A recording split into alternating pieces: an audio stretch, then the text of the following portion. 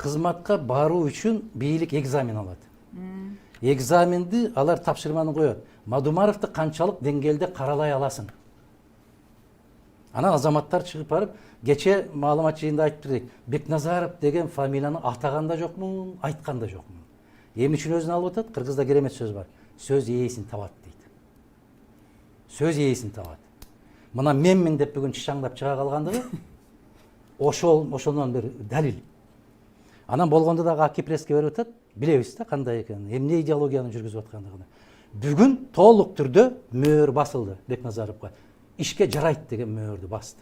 Азамат деди. Бүгүн басылат да, эми ошол жүрөккө жазылат. Анан экинчиден кызматка баратсаң, менсиз эле бара бербейсиңби? Мага десең томолонуп кетпейсиңби? Мага асылбачы айланайын. Тарыхта эки инсан, эки киши, эки түрдүү инсан тарыхта калат.